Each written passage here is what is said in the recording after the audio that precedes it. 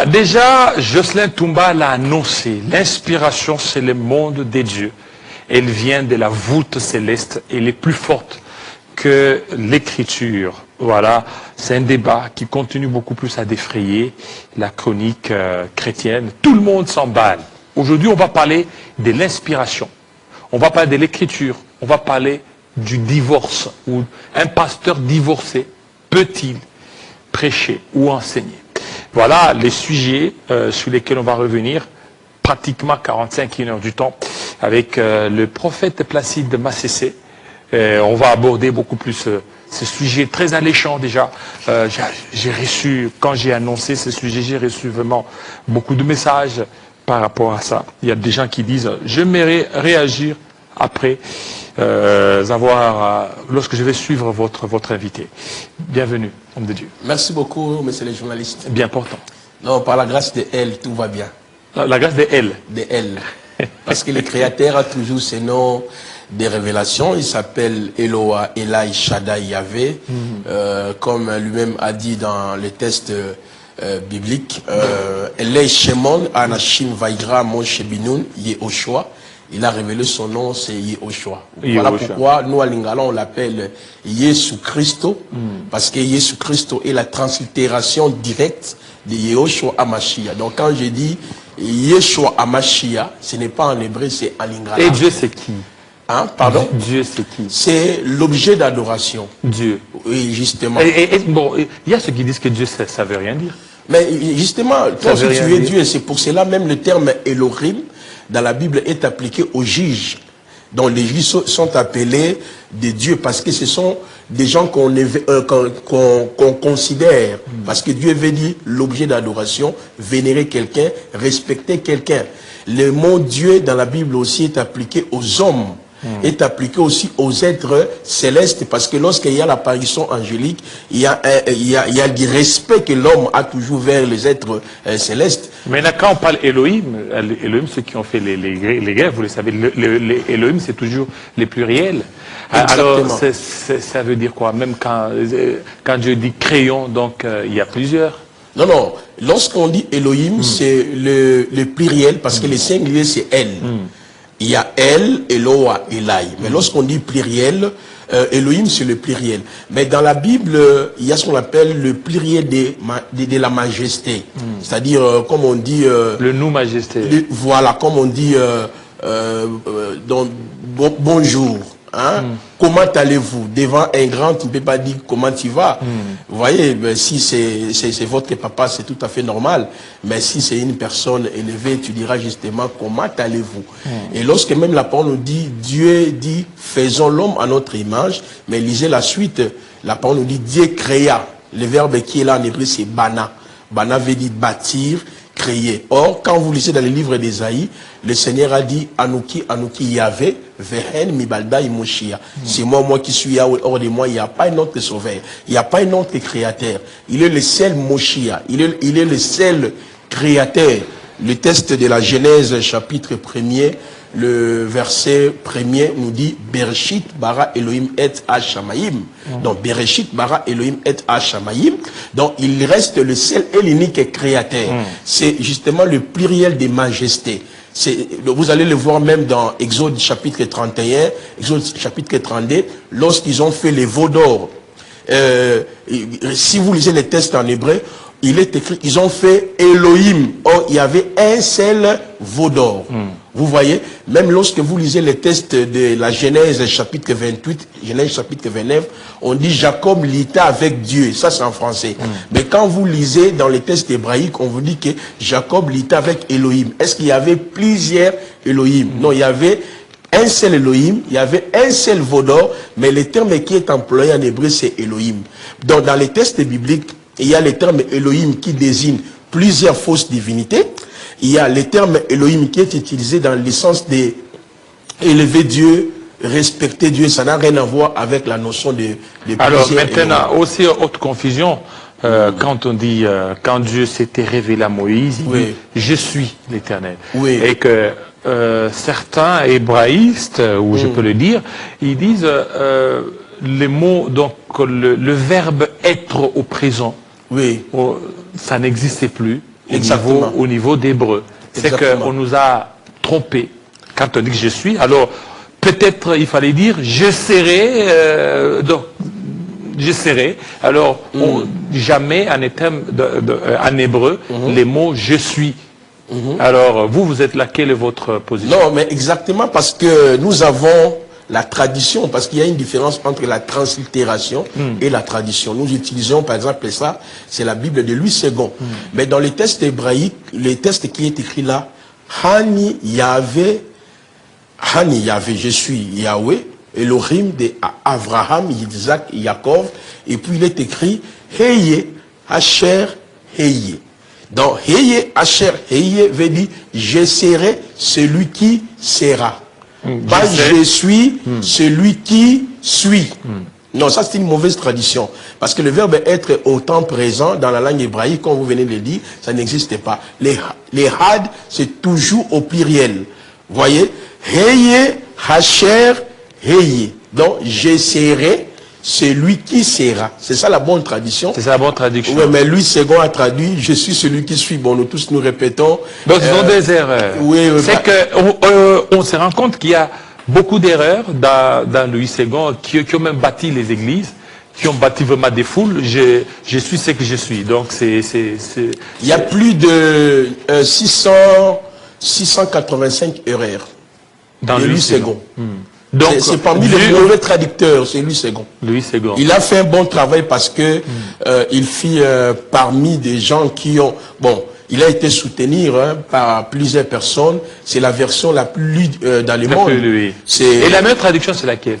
Bon, actuellement, ça n'existe pas. Il n'y a que des traditions qui sont un peu proches, telles que King James.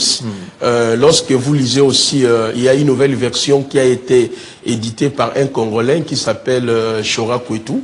Lui aussi, il a fait un bon travail. La Bible de Yehoshua HaMashiach. Quand vous lisez cette Bible-là, il y a aussi des textes qui sont un peu proches. Et la Septante, c'est comment? Il y a aussi des erreurs? Oui, mais c'est là où même il y a la confusion, parce que la version, la Septante, c'était par, c'est-à-dire un roi égyptien qui a voulu quand même connaître la culture hébraïque. Il a rassemblé au moins 72, c'est-à-dire les 72 anciens, donc d'autres parlent des 72, d'autres disent qu'ils étaient juste 70, et ce sont eux qui ont traduit les textes hébraïques, ils les ont transformés dans la langue grecque, ce qu'on appelle la version 70, c'est la version la plus ancienne. Et après la version 70, c'est au IVe siècle, après le concile de Nicée, Constantin aussi, il avait obligé quelques savants chrétiens de pouvoir aussi traduire maintenant les textes dans la langue hébraïque et dans la langue latine. C'est là où nous avons la version Vulgate ou Vulgata que l'Église catholique utilise.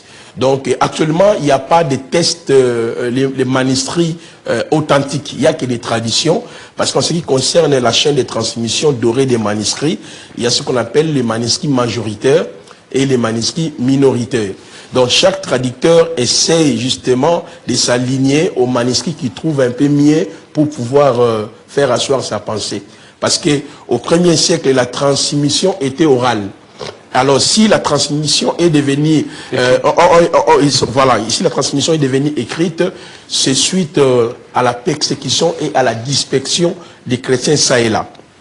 Par exemple, quand vous lisez Actes chapitre 2, le jour de la Pentecôte, le Saint-Esprit était là, le Saint-Esprit est descendu, et lorsque nous évoluons dans Actes chapitre 2, toujours les versets 42 à 43, la parole nous dit, ils étaient tous ensemble, c'est-à-dire dans la prière, dans la communion fraternelle, dans la portion du pain, et dans l'enseignement, ils étaient toujours là.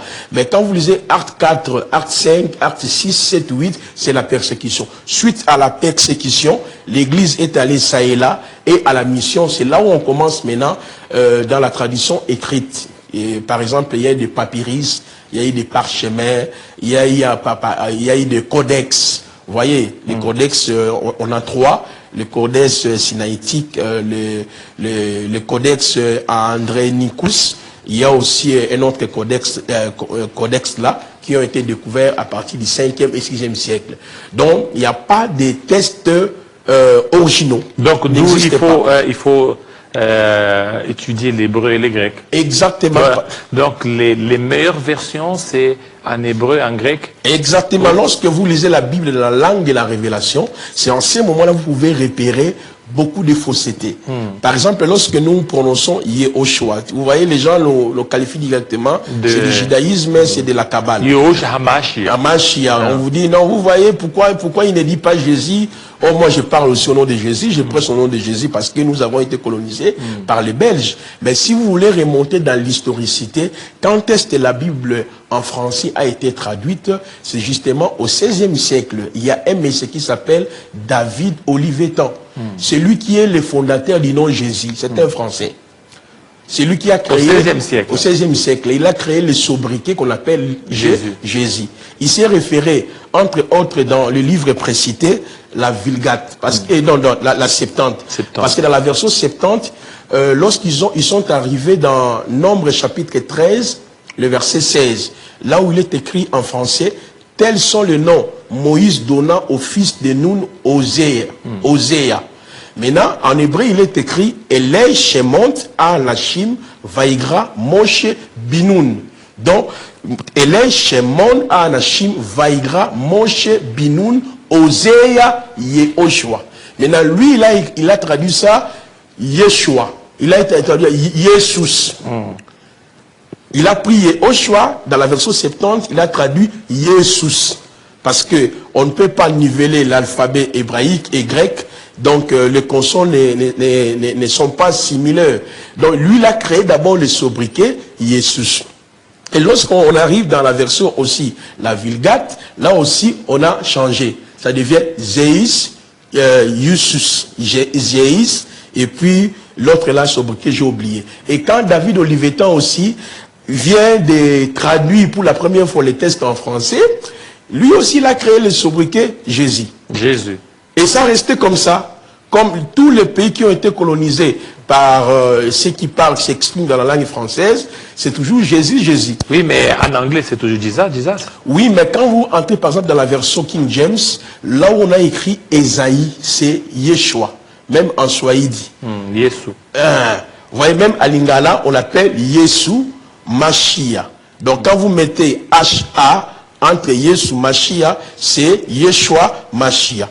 Donc des langues qui ont gardé la vraie prononciation, par exemple la langue Lingala, ainsi que la langue anglaise. Même en Swahili, on dit même Yesu. en Swahili.